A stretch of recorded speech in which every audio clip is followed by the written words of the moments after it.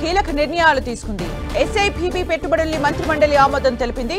సుమారు 50,000 కోట్ల పెట్టుబడులకు గ్రీన్ సిగ్నల్ ఇచ్చింది. ఎలక్ట్రానిక్స్ తయారీ పాలసీని ఆమోదించింది. సిఆర్డీఏ నిర్ణయాలకు అనుమతి ఇచ్చింది. మరోవైపు సాగు భూమిని వ్యవసాయేతర భూమిగా మార్చే చట్టంపై చర్చించారు. సుమారు 4 గంటల పాటు వివిధ అంశాలపై చర్చించి నిర్ణయం తీసుకున్నారు.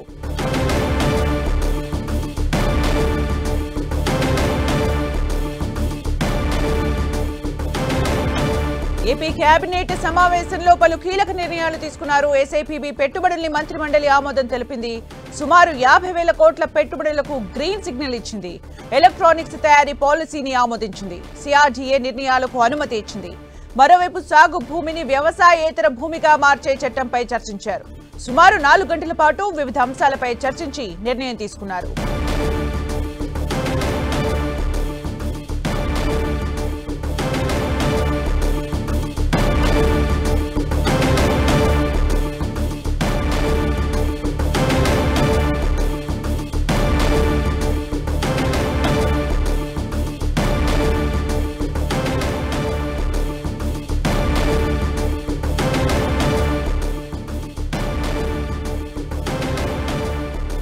ఏపీ కేబినెట్ పలు కీలక నిర్ణయాలు తీసుకుంది. సిఆర్డీఏ నిర్ణయాలకు మంత్రివర్గం అంగీకారం తెలిపింది. అలాగే పెట్టుబడులను ఆహ్వానించే దిశగా కూడా పలు నిర్ణయాలు తీసుకుంది. సాగు భూమిని వ్యవసాయేతర భూమిగా మార్చే చట్టంపై కూడా మాట్లాడారు. సుమారు 50,000 కోట్ల పెట్టుబడులకు గ్రీన్ సిగ్నల్ ఇచ్చారు. సుమారు 4 గంటల పాటు జరిగిన కేబినెట్ భేటీలో పలు కీలక విషయాలు చర్చించి కీలక నిర్ణయాలు తీసుకున్నారు. ఎలక్ట్రానిక్స్ తయారీ పాలసీని కూడా కేబినెట్ ఆమోదించింది. ఇక సిఆర్డీఏ నిర్ణయాలకు కూడా మంత్రివర్గం అంగీకారం తెలిపింది. ఇక ఏపీ కేబినెట్ పలు కీలక నిర్ణయాలు తీసుకున్నారు. ఎలక్ట్రానిక్స్ తయారీ పాలసీని కూడా ఆమోదించింది కేబినెట్. సాగు భూమిని వ్యవసాయేతర భూమిగా మార్చే చట్టంపై కూడా చర్చించారు. సిఆర్డీఏ నిర్ణయాలకు ఆమోదం తెలుపుతూ కూడా నిర్ణయం తీసుకున్నారు. పలు కీలక నిర్ణయాలపైన ఈరోజు ఆమోదం తెలిపింది ఏపీ కేబినెట్.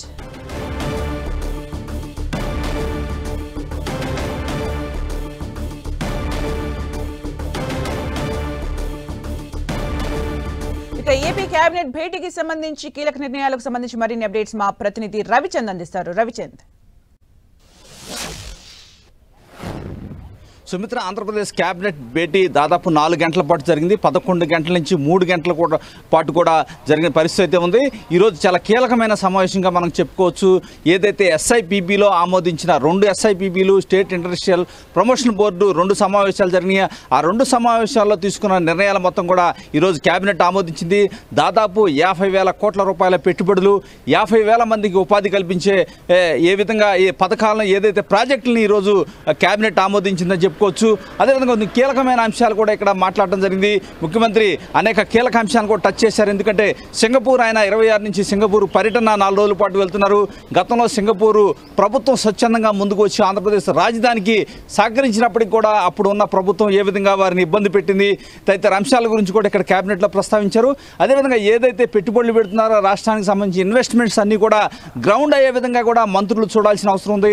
ఎందుకంటే వెనకబడిన ప్రాంతాలపై ప్రత్యేక దృష్టి పెట్టాలి. చాలా 10 లక్షల కోట్ల రూపాయల పెట్టుబడులు ఇప్పుడు వరకు వచ్చినాయి. కానీ అవన్నీ కూడా ఇమీడియట్గా వెంటబడి పని చేయించుకొని గ్రౌండ్కి తీసుకురావాల్సిన అవసరం ఉంది.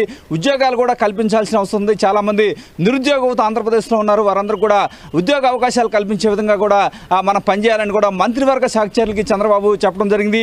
అదేవిధంగా ఏదైతే రాజధాని అమరావతిలో వివిధ నిర్మాణాలకు సంబంధించి సిఆర్డీఏ అథారిటీ నిర్ణయాలను కూడా కేబినెట్ ఆమోదించిన పరిస్థితి అయితే ఉంది. అదేవిధంగా చూసుకుంటే ఏదైతే విశాఖ మెట్రో డెవలప్మెంట్ అథారిటీ పరిధిలోని అభివృద్ధి పథకాలకు కూడా కేబినెట్ ఆమోదం తెలిపింది. పట్టణ ప్రాంతాల్లో నీటి సరఫరా, సీపేజ్ నివారణకు సంబంధించి సాంకేతిక కమిటీ ఇచ్చిన ప్యాకేజీలు కూడా ఆమోదం తెలిపింది. అదేవిధంగా గతంలో తిరుపతిలో తొక్కిసలాట జరిగి కొంతమంది చనిపోయారు. దానికి సంబంధించి రిటైర్డ్ న్యాయమూర్తితో విచారణ కమిటీ వేసింది. ఆ రిపోర్ట్ను కూడా ఇక్కడ కేబినెట్ ఆమోదించింది. ఆ రిపోర్టు ప్రకారం ఎవరైతే బాధ్యులైన అధికారులు ఉన్నారో వారిపై చర్యలు తీసుకోవాలని కూడా కేబినెట్లో చర్చించడం జరిగింది. ఇదే విధంగా చూసుకుంటే కనుక పలు కీలక అంశాలు, జలవనరుల శాఖకు సంబంధించిన వివిధ పనులకు కూడా ఆమోదం తెలిపింది. చెప్పిన పరిస్థితి ఉంది. ఏదైతే న్యాయమూర్తులకు సంబంధించిన డ్రైవర్ల నియామకానికి సంబంధించి కూడా నిర్ణయం తీసుకున్నారు. నూర్ భాషా దూదేకుల అభివృద్ధి కార్పొరేషన్ మైనార్టీ సంక్షేమ పరిధిలోకి తీసుకొచ్చే అంశంపై కూడా చర్చించిన పరిస్థితి ఉంది. ఈ విధంగా కేబినెట్లో పలు కీలకమైన నిర్ణయాలు అయితే తీసుకున్న పరిస్థితి.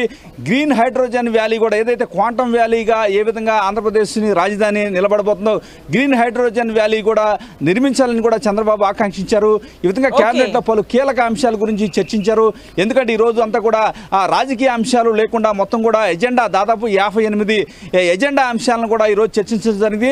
సింగపూర్ పర్యటన గురించి కూడా ప్రత్యేకంగా ప్రస్తావించారు.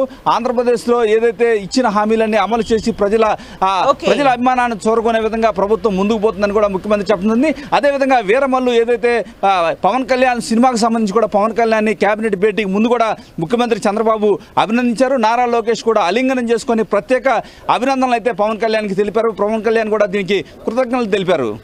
Right, thank you Ravichandra.